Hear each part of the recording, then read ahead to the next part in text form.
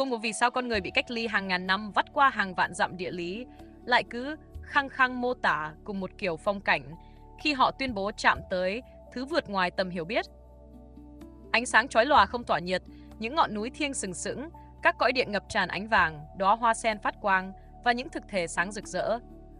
Tại sao bộ não con người cứ lặp đi lặp lại cùng một tệp kiến trúc biểu tượng khi mô tả về điều quá vĩ đại? Có thể, cái rợn tóc gáy nhất không nằm ở việc phân định xem hệ tôn giáo nào đang nắm giữ chìa khóa sự thật. Bí ẩn rợn người thực sự là tại sao phần cứng ở trong hộp sọ của loài người ở khắp mọi nơi lại đang phải cật lực dịch cái vô hạn ra thành cùng một loại giao diện hình ảnh? Từ ngàn xưa, nhân loại rất chuộng những cuộc ẩu đả thần học. Phần lớn lịch sử văn minh của chúng ta là những chuỗi ngày cãi vã đẫm máu, xem đấng tiên tri của ai mới thực sự nhìn thấy bầu trời chính hãng. Thế nhưng, nếu bạn lột bỏ lớp vỏ bọc thiết kế ngôn ngữ địa phương sang một bên, bạn sẽ thấy một bộ hồ sơ lặp lại đến mức sắc lạnh.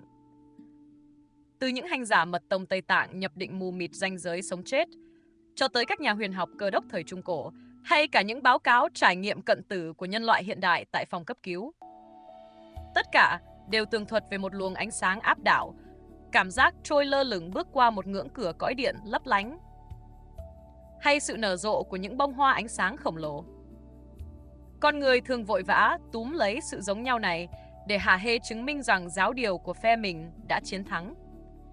Nhưng dưới góc nhìn của sự mã hóa nhận thức, nó lại lật mở một khả năng khác, thứ còn tối tăm và gây ám ảnh tâm trí hơn rất nhiều.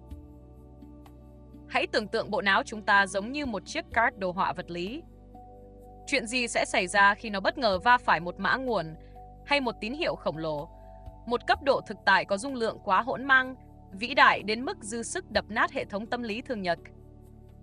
Nó tuyệt đối không thể đọc trực tiếp đoạn dữ liệu thô tàn bạo đó. Để giữ cho chủ thể không hóa điên, não bộ buộc phải khởi động một cỗ máy dựng hình khẩn cấp. Nó nén, nó dịch và render cái mã nguồn kinh khủng ấy thành một giao diện đồ họa mà tâm trí chúng ta còn đủ sức chịu đựng nổi.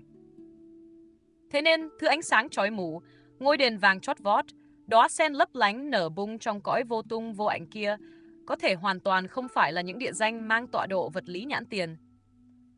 Chúng rất có thể chỉ là một tệp hình ảnh user interface của cái vô hạn, là lớp màng giao diện cuối cùng mà bộ não tự động kích hoạt để che chắn cho bạn khỏi việc phải nhìn chừng chừng vào bản chất trần trụi nguyên thủy của vũ trụ hỗn mang. Chúng ta cứ bước đi đầy ngạo nghễ, tin rằng những bức tranh nghệ thuật thiêng liêng ở các đền đài đang khắc họa lại một cách chân thực mặt mũi thật của cảnh giới tâm linh.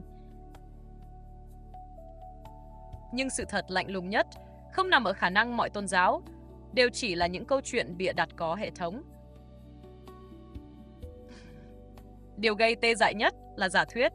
Khi sinh vật con người thò chạm vào rìa của sự vô hạn, mọi bộ não sinh học đều chung một kiểu grass hệ thống đẹp đẽ y như nhau.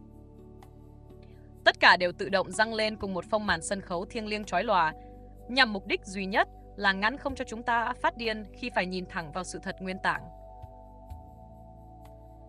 Có thể điều thiêng liêng không bao giờ tự phơi mình ra trước con người dưới dạng dữ liệu thô kệch. Có thể nó luôn phải đi qua một lớp màng lọc giao diện mà phần cứng thần kinh của chúng ta gánh vác nổi, rồi mới được render thành ánh sáng hào quang, thành những ngưỡng cửa đền đài hay những đỉnh núi cao vút mờ ảo.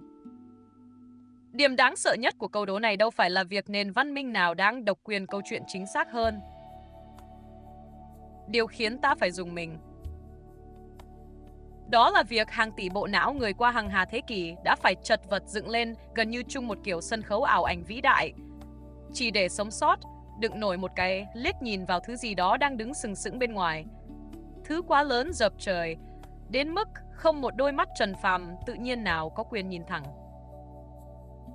Chào mừng bạn khám phá giới hạn vô tận cùng Hidden Cosmos. Xin nhấn một lượt đăng ký để theo dấu những bí mật điên rồ ẩn mình lặng lẽ phá sau mảng tối kia.